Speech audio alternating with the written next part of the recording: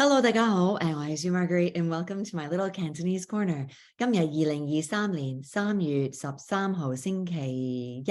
Today it is Monday, the 13th of March, 2023, and thank you for joining me here.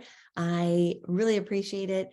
If this is the first time you're joining me, please do subscribe and like the video. I know it's a bit early to be asking you that because I've only just started, but I'm right on almost 40,000 subscribers, and I would love to blow past the 40s because, hello, not the luckiest of numbers. I'd like to blow past the 40s and get right into the 50,000 subscriber mark. So if you haven't yet subscribed, please do. On my channel, I do Cantonese teaching videos, cultural conversations, and how to play Mahjong, which I haven't done a video about that in a while, and I will, because I know those are some of my most popular videos are those where I teach how to play Hong Kong style Mahjong. So I'll get back into that shortly.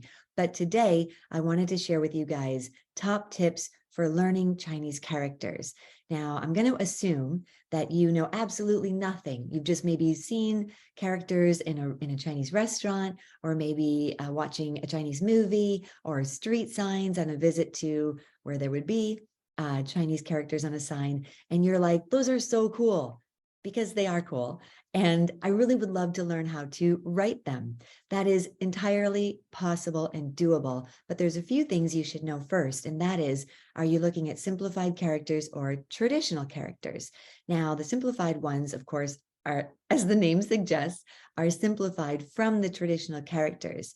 And I have a whole video on this about that and my feelings towards simplified characters. But the fact is that hundreds of millions of people are using simplified characters for communication, so they are good to learn. The reason for opting for traditional characters would be traditional characters are used in Hong Kong, Taiwan, and other places in the Chinese-speaking world. They are the traditional form, so the full form of the character. They've not been simplified down. They are also called complicated characters because there are more strokes to the characters themselves, but they also carry a lot of meaning. So even if you're learning simplified characters, a lot of people also simultaneously learn traditional because of those reasons, that it's used in Hong Kong. It's used on the mainland as well in certain situations, not commonly used. That would be more simplified. But in any case, you should be learning both or being aware of both, if this is your first, again, introduction into Chinese characters. So something else that if you're a complete beginner would need to know is how you learn. For example, do you like to learn in kind of a, I don't want to say haphazard, but kind of a less structured way, where you're just learning characters in context? I kind of relate it to whole language learning in the US. So for example, there was a time back in the day when I was young where we learned phonics. We learned how to, what do you call it? Diagram sentences. You know, you'd pick apart the sentence for each individual part. We learned grammar structure, all of that we learned.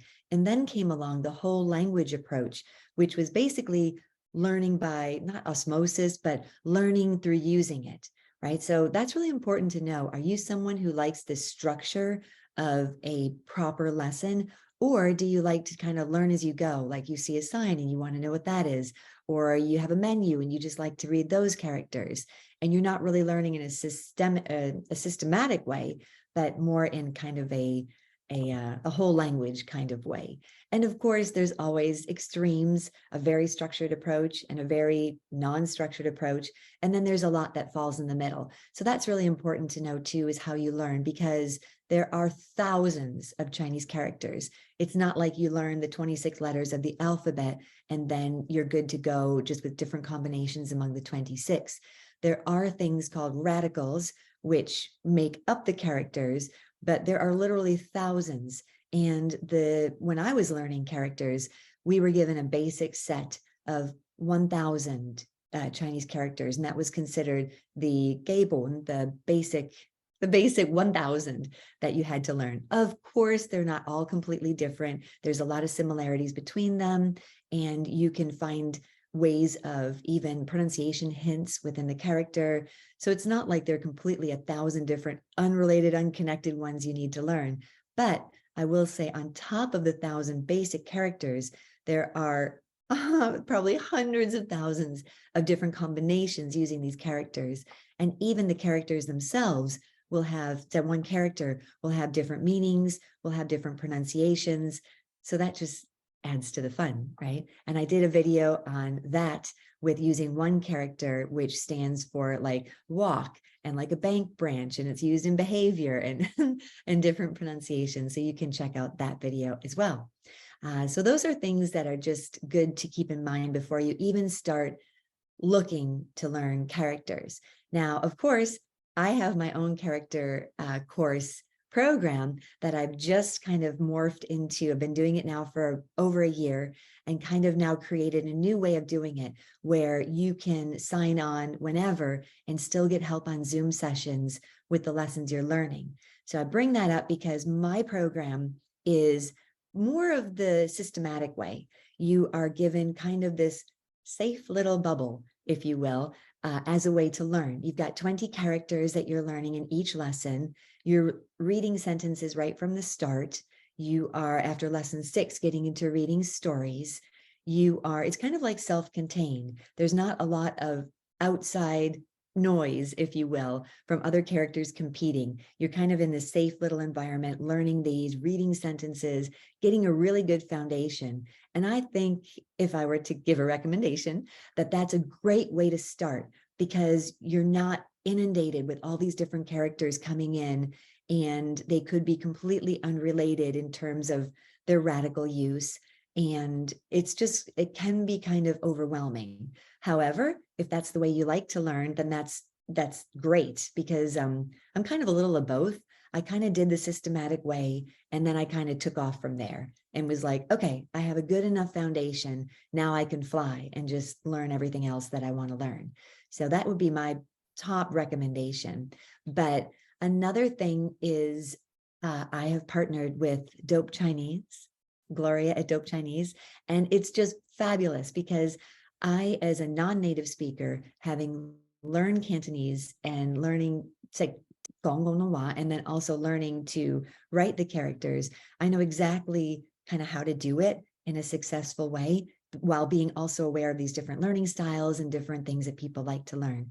And then what I've done is, because there comes a point after which I don't feel I can give the best help and advice, because you reach a plateau, or not a plateau, but you reach a level where then you feel like I really want to go off and explore more on a native level. And that's where Gloria comes in. And it's wonderful because she uses ebooks, Quizlets, and different materials that she's created to kind of take you to that next level.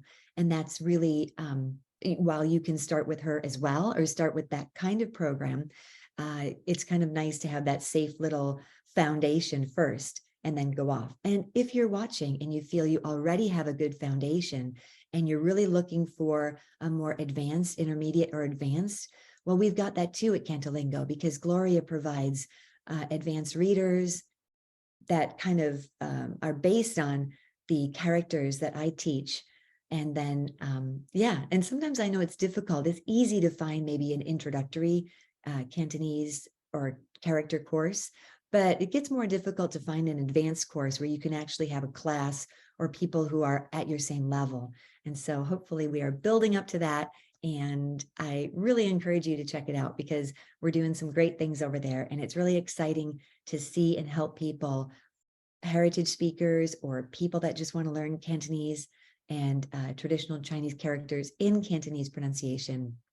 And that's something else. Maybe I'll have to cut this and put it in the beginning, but knowing the pronunciation of the Chinese character, right? I think you can kind of guess that if it's going to be a simplified character, you're basically going to be in Mandarin, right? In Putonghua, that's going to be a simplified version.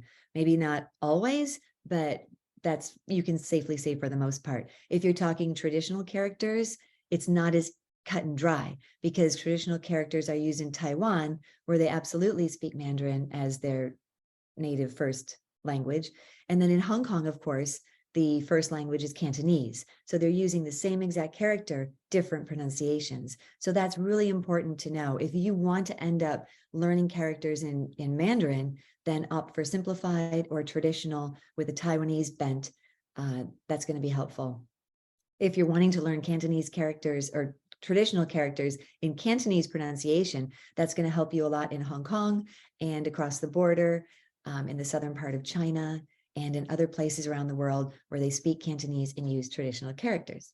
Okay, so back to what we're getting onto now, which is more of an advanced and intermediate understanding of characters. So you've got that down. You've got, I know my basic couple hundred characters, and now I really want to expand on that. And that's where it's brilliant to why I've partnered with Dope Chinese and Gloria, because she has that. And she's got such a great grasp of both Mandarin and Cantonese, simplified characters and traditional characters.